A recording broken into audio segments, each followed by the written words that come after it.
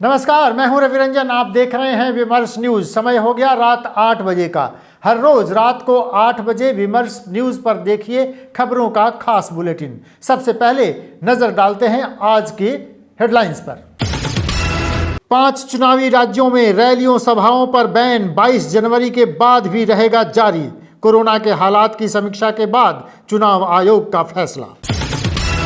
Samajwadi supremo Akhilesh Yadav की बड़ी घोषणा, सरकार बनने पर आईटी सेक्टर में 22 लाख लोगों को देंगे रोजगार। उत्तर प्रदेश में चुनाव के बाद होगा बड़ा गठबंधन, चुनाव बाद गठबंधन पर बोली प्रियंका गांधी। कहा सरकार बनाने में अखिलेश यादव की सीटें कम हुई तो कांग्रेस करेगी समर्थन। चुनाव बाद गठबंधन पर प्रियंका का सीधा जवाब। जेडीयू ने यूपी में बीजेपी के खिलाफ ठोकी ताल। अब योगी के खिलाफ उत्तर प्रदेश में उतरेंगे नीतीश कुमार। विधानसभा चुनाव के लिए 26 उम्मीदवारों की लिस्ट जारी। बीजेपी बोली बिहार में ऑल इज वेल।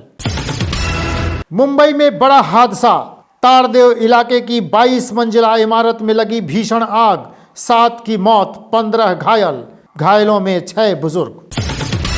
बिहार में अपराधियों के हौसले बुलंद, राजधानी पटना के बाकरगंज में दी अब तक की सबसे बड़ी लूट की घटना को अंजाम। अपराधियों ने 14 करोड़ रुपए के गहने लूटे। विरोध में पटना सर्राफा बाजार शनिवार को पूरी तरह रहा बंद। तो चलिए अब खबरें विस्तार से।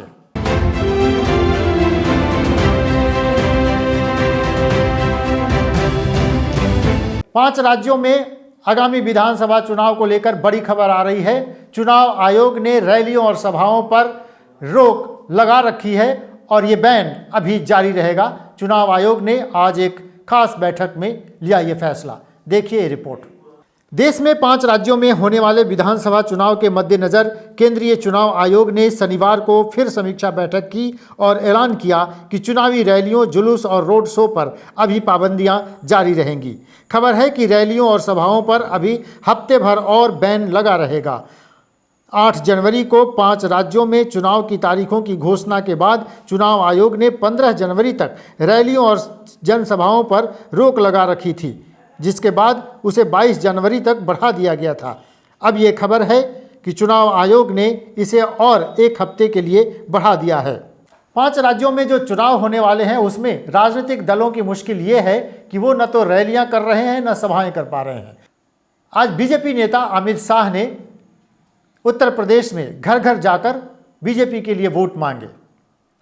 देखना दिलचस्प होगा कि रैली सभा नहीं करने वाली पार्टियां अब वोटरों तक कैसे पहुंचेंगी। बढ़ते हैं अगली खबर की ओर। उत्तर प्रदेश में समाजवादी पार्टी सुप्रीमो अखिलेश यादव ने बड़ी घोषणा की है। अखिलेश यादव ने कहा है कि अगर उनकी सरकार बनी तो आईटी क्षेत्र में 22 लाख लोगों को रोजगार देंगे। उत्तर प्रदेश के विधानसभा चुनाव को लेकर समाजवादी पार्टी के मुखिया अखिलेश यादव ने शनिवार को बड़ा ऐलान किया। अखिलेश यादव ने 2022 में उत्तर प्रदेश में समाजवादी पार्टी की सरकार बनने पर 22 लाख युवाओं को आईटी सेक्टर में रोजगार देने के साथ सभी प्रतिभाशाली छात्र छात्राओं को लैपटॉप देने की घोषणा की। लखनऊ में पत्रकारों को संबोधित करते हुए अखिलेश यादव ने कहा कि उत्तर प्रदेश में 2022 में समाजवादी पार्टी की सरकार आएगी तो हम आईटी सेक्टर में 22 लाख युवाओं को रोजगार देंगे। तो चलिए, लैपटॉप और रोजगार देने की बात बिहार में भी हुई थी।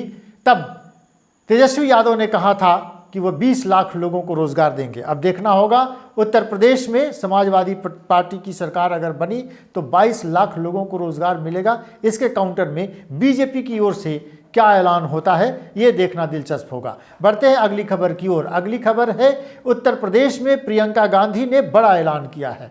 प्रियंका गांधी ने ये कहा है कि अगर सरकार बनाने में अखिलेश यादव की सीटें कम पड़ी तो कांग्रेस उन्हें समर्थन देगी। इसके 2 मायने निकाले जा रहे हैं। एक तो ये कि क्या कांग्रेस ने चुनाव से पहले ही हार मान ली है। दूसरी बात ये कि चुनाव के बाद के गठबंधन का दृश्य अब साफ हो गया है। कांग्रेस समाजवादी पार्टी को समर्थन करेगी। देखिए एक रिपोर्ट। कांग्रेस महासचिव प्रियंका गांधी ने चुनाव बाद समाजवादी पार्टी से गठबंधन की संभावना को स्वीकार करते हुए कहा कि यदि अखिलेश यादव को सरकार बनाने के लिए कुछ सीटें कम पड़ती हैं तो कांग्रेस को समर्थन करने में कोई दिक्कत नहीं होगी। उन्होंने कहा कि बस इसके लिए शर्त यह होगी कि युवाओं और महिलाओं के लिए कांग्रेस के बनाए एजेंडे को पूरा कर दिया जाए। कांग्रेस महासचिव प्रियंका गांधी ने शनिवार को एक निजी चैनल को दिए इंटरव्यू में कहा कि उनकी पार्टी चुनाव बाद समाजवादी पार्टी से गठबंधन को तैयार है। एक सवाल के जवाब में प्रियंका ने कहा कि अखिलेश को सरकार बनाने में कुछ सीटें कम पड़ी तो कांग्रेस उन्हें समर्थन देगी, बशर्ते कांग्रेस का युवाओं महिलाओं का एजेंडा लागू हो जाए। तो चलिए, अब जिस नज़र से आप देखें, प्रियंका गांधी कह रही हैं कि चुनाव के बाद अखिलेश यादव को कांग्रेस समर्थन करेगी। तो क्या कांग्रेस ये मान के चल रही है कि चुनाव के बाद उनकी सरकार नहीं बनने वाली है? ये बहुत दिलचस्प मोड़ पर है उत्तर प्रदेश का चुनाव। हर अपडेट हम आप तक पहुंचा रहे हैं, आगे भी आपको देते रहेंगे। बढ़ते हैं अगली खबर की ओर। चलिए, अगली खबर भी हमारी उत्तर प्रदेश में चुनाव को लेकर ही है, लेकिन खबर बिहार से जुड़ी हुई है। बड़ी खबर यह है कि बिहार जदयू ने उत्तर प्रदेश में चुनाव लड़ने के लिए 26 प्रत्याशियों के नाम की घोषणा कर दी है। दिल्ली में पार्टी के नेता राजीव रंजन सिंह उर्फ ललन सिंह ने एक रिपोर्ट जारी करते हुए मीडिया से बातचीत की और कहा कि हम लाख कोशिश करते रहे कि बीजेपी से हमारा समझौता हो जाए, लेकिन बीजेपी ने जब हमारी बात नहीं मानी तो हमने अकेले चुनाव लड़ने का फैसला लिया है। देखिए ललन सिंह क्या कहते हैं। और उसके बाद बिहार बीजेपी के प्रदेश अध्यक्ष ने कहा कि बिहार में उनका गठबंधन ठीक ठाक है, ठीक से चल रहा है। दूसरे राज्यों में हमारा गठबंधन जेडीयू के साथ नहीं है। देखिए एक रिपोर्ट। उत्तर प्रदेश विधानसभा चुनाव को लेकर बिहार की सियासत में बड़ी खबर सामने आ रही है। जनता दल यूनाइटेड ने उत्तर प्रदेश में अपने उम्मीदवारों की पहली लिस्ट जारी कर दी है। पार्टी के राष्ट्रीय अध्यक्ष ललन सिंह ने आज दिल्ली में 26 उम्मीदवारों की पहली सूची जारी की। जेडीयू की लिस्ट जारी करते ही सूबे की सियासत में हलचल बढ़ गई। राजनीतिक गलियारे में तरह तरह के कयास लगाए जाने लगे। कहा जा रहा है कि यह तय हो गया है कि यूपी में बिहार का एनडीए गठबंधन नहीं चल पाएगा। इतना ही नहीं, उत्तर प्रदेश की योगी सरकार के खिलाफ मैदान में जेडीयू के नेता उतरेंगे और योगी को टक्कर देने के लिए बिहार के मुख्यमंत्री नीतीश कुमार भी उत्तर प्रदेश का दौरा करेंगे। यूपी में चुनावी रैलियों को नीतीश कुमार संबोधित करेंगे और पार्टी के उम्मीदवारों के लिए प्रचार भी करेंगे। सबसे पहले हम सुनते हैं कि जदयू अध्यक्ष ललन सिंह ने क्या कहा और उसके बाद ये सुनेंगे कि बिहार बीजेपी ने क्या कहा। सबसे पहले जदयू अध्यक्ष की बात। आज जनता दल यूनाइटेड के 26 उम्मीदवारों की सूची, माने विधानसभाओं की सूची, हम लोग आज जारी कर रहे हैं। बिहार भारतीय जनता पार्टी एनडीए का घटक है और पहले भी ऐसे समय आए हैं जब दूसरे प्रदेशों में समझौता नहीं हुआ है और हर प्रदेश की अपनी आकांक्षाएं हैं। हर प्रदेश के नेतृत्व को स्वयं तय करना होता है कि वह किसके किसके सहयोग से अपने प्रदेश को चलाएंगे।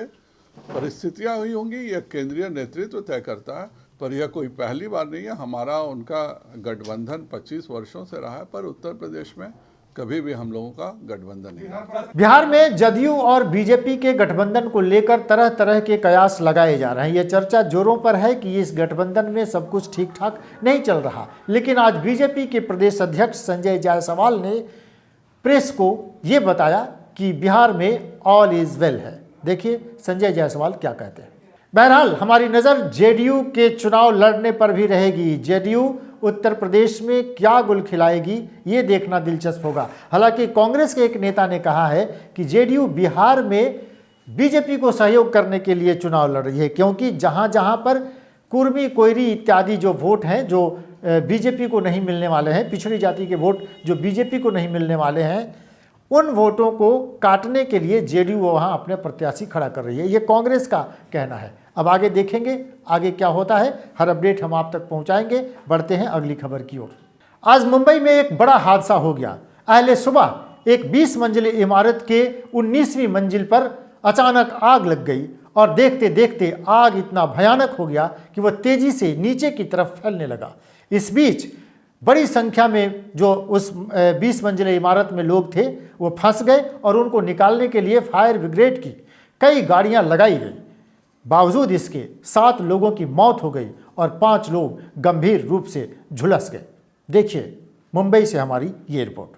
मुंबई में शनिवार की सुबह 20 मंजिला इमारत में आग लग गई। इस हादसे में 7 लोगों की मौत हो गई। जान गंवाने वालों में 2 बुजुर्ग हैं, वहीं 15 लोग झुलस गए। इन झुलसे हुए लोगों में भी 6 बुजुर्ग हैं। आग ताड़देव इलाके की इमारत कमला सोसाइटी में लगी थी। आग 15वीं फ्लोर पर लगी और ऊपर की ओर बढ़ती चली गई। सबसे ज़्यादा 19वीं फ्लोर प्रभावित हुआ। मुंबई प्रशासन के मुताबिक धुएं की वजह से राहत कर्मियों को अंदर पहुंचने में काफ़ी दिक्कत आई। 19 लोगों को रेस्क्यू किया गया। बताया जा रहा है कि करीब 5 घंटे की मशक्कत के बाद उसे बुझा दिया गया। अभी तक आग लगने के कारणों का पता नहीं चला है। मुंबई में 20 मंजिला इमारत में लगी इस भयानक हादसे में 7 लोगों के मरने की खबर है, लेकिन जिन 15 लोगों की बात कही जा रही है कि जो बुरी तरह से झुलस गए हैं, उनमें से भी कई लोगों की हालत बेहद गंभीर और चिंताजनक है। हम ये उम्मीद कर सकते हैं कि वो जल्दी स्वस्थ होकर घर आएं। बढ़ते हैं अगली खबर की ओर। बिहार से बड़ी खबर है कि बिहार में अपराधियों का तांडव रुकने का नाम नहीं ले रहा। बिहार में हर रोज अपराधी किसी न किसी बड़ी घटना को अंजाम देते हैं। कल माने शुक्रवार को राजधानी पटना के सबसे व्यस्त इलाके में जो गांधी मैदान थाना से बिल्कुल सटे हुए है, बाकरगंज में एसएस ज्वेलर्स की दुकान में अपराधियों ने अब तक की सबसे बड़ी लूट की घटना को अंजाम दिया। 3 अपराधियों ने दुकान से 35 किलो सोना लूटकर भाग गए। ये कीमत बताई जा रही है 14 करोड़ रुपए के गहने लूटे गए। पुलिस अभी तक हाथ मल रही है। हालांकि एक लुटेरे को लोगों ने गिरफ्तार कर लिया था, जो अभी पुलिस के गिरफ्त में है। पुलिस उससे पूछताछ कर रही है। देखिए, तो चलिए, ये थी आज की दिन भर की 6 बड़ी खबरें। कल रात को 8 बजे दिन भर की 6 बड़ी खबरों के साथ फिर हम हाजिर हो जाएंगे। इसके अलावा जो महत्वपूर्ण खबरें होंगी वो हम आप तक जरूर पहुंचाएंगे। तो देखते रहिए विमर्श न्यूज। हर रोज रात को 8 बजे खबरों का ये खास बुलेटिन। हमारे चैनल को आप जल्दी से सब्सक्राइब कीजिए। आप जाइए www.vimarsnews.live पर हमारे चैनल को सर्च कीजिए, उसे सब्सक्राइब कीजिए और उसके बगल में जो बेल आइकन है उसको भी दबाइए, ताकि आपको समय समय पर नोटिफिकेशन मिलता रहे। देखते रहिए विमर्श न्यूज। आपसे आग्रह, हमारे वेबसाइट पर भी जाकर आप खबरें पढ़ सकते हैं। तो देखते रहिए विमर्श न्यूज।